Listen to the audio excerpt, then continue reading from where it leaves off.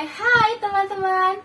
Sebelum kita lanjut ke materinya, lebih baik kita kenalan dulu yuk. Karena ada pepatah yang mengatakan, tak kenal maka tak sayang. Maka, perkenalkan, nama saya Asya Yaskisvisi dari Brigade Palang Merah SMA N 11 Surabaya, atau bisa disebut sebagai Pripraksis.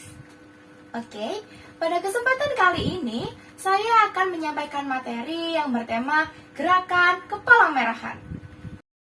Ternyata lambang Gerakan Kepalang Merahan ini tidak hanya lambang palang merah saja loh teman-teman. Dan sebagai anggota PMR, kita wajib mengetahui sejarah lambang yang kita pakai. Tapi sebelum lanjut ke materinya, ada yang tahu nggak sih pengertian dari lambang itu apa? Iya betul, lambang adalah suatu ciri khas yang digunakan sebagai tanda pengenal oleh seseorang, kelompok, daerah, negara, atau apapun itu. Misalnya nih teman-teman, di Austria, pelayanan medis mereka menggunakan bendera warna putih. Lalu di Prancis mereka menggunakan bendera warna merah. Dan di Spanyol mereka menggunakan bendera warna kuning. Dan masih banyak lagi ya teman-teman. Selanjutnya, saya akan menjelaskan mengenai macam-macam lambang. Yang pertama adalah lambang palang merah. Iya, lambang palang merah. Jadi pada tahun 1863, Konferensi Internasional di Jenewa mengadopsi lambang palang merah di atas dasar putih sebagai tanda pengenal Perhimpunan Nasional Palang Merah yang merupakan kebalikan dari bendera nasional Swiss.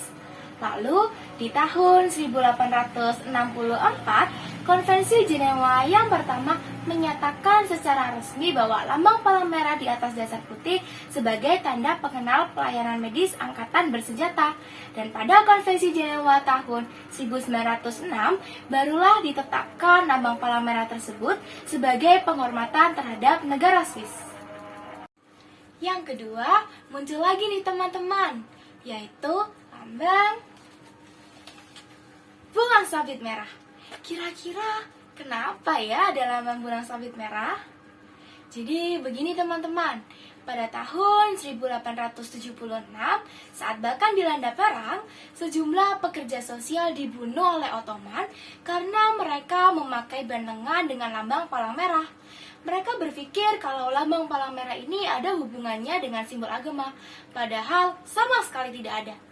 Akhirnya, mereka mengajukan agar Perhimpunan Nasional serta Pelayanan Medis Militer diperbolehkan menggunakan lambang yang berbeda, yaitu lambang bulan sabit merah. Dan lambang yang ketiga, pada konvensi di tahun 1929, Persia mengajukan lambang lain, yaitu singa dan matahari merah. Tetapi konferensi internasional hanya mengakui dua lambang tambahan, yaitu lambang bulan sabit merah serta singa dan matahari merah di atas dasar putih. Tapi sejak 1980 saat Persia berganti menjadi Republik Iran, lambang ini tidak digunakan lagi. Jadi saat ini Iran hanya menggunakan lambang bulan sabit merah. Sekarang kita lanjut lambang yang keempat ya teman-teman. Ini adalah lambang yang terakhir. Dan lambang ini diadopsi pada tahun 2005.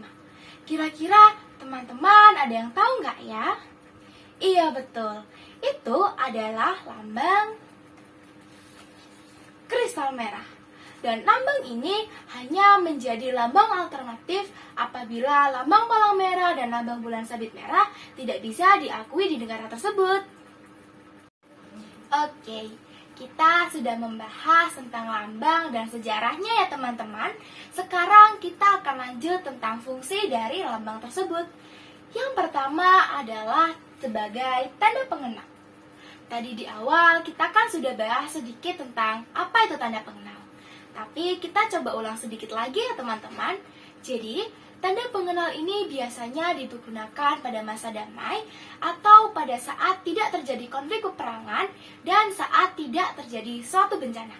Dan yang kedua adalah sebagai tanda perlindungan. Kira-kira itu maksudnya apa ya? Jadi, Ini bisa digunakan untuk memberitahu bahwa seseorang adalah anggota gerakan dengan menandai personel serta fasilitas militer.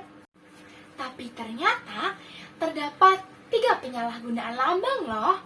Yang pertama adalah peniruan.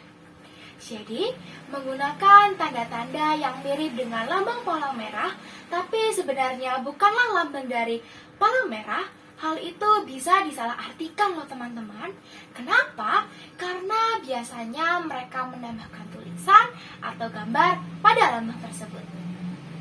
Dan yang kedua adalah penggunaan yang tidak tepat. Apa ya ini maksudnya? Jadi, menggunakan lambang palang merah dengan tujuan komersial serta tidak sesuai dengan prinsip dasar gerakan bisa dianggap sebagai penyalahgunaan juga loh teman-teman. Karena mereka biasanya hanya mencantumkan lambang tanpa tambahan tulisan. Lalu, yang ketiga adalah pelanggaran berat. Jadi, kalau lambang itu hanya digunakan untuk melindungi personel militer ataupun perlengkapan militer dalam masa perang, maka ini bisa dianggap sebagai pelanggaran berat loh teman-teman. Ternyata penyalahgunaan lambang ini banyak juga ya teman-teman. Oke, tadi kita kan sudah membahas tentang pengertian lambang, macam-macam lambang, fungsi lambang, dan penyalahgunaan lambang ya teman-teman. Sekarang, coba kita bahas tentang hal lainnya ya, yaitu mengenai penerapan tribakti di kehidupan kita sehari-hari. Yang pertama, meningkatkan keterampilan hidup sehat seperti rajin berolahraga.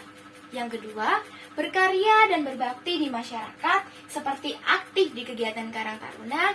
Dan yang ketiga, mempererat persahabatan nasional dan internasional seperti menjalin komunikasi atau memiliki hubungan pertemanan dengan teman yang berbeda daerah atau bahkan berbeda negara.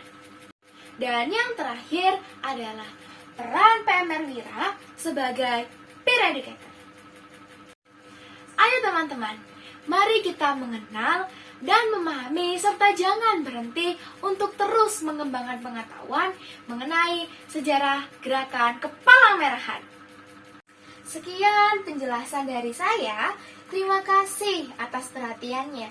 Jika dalam presentasi saya ini ada kurangnya, silahkan teman-teman bisa tambahkan dengan referensi yang lain ya.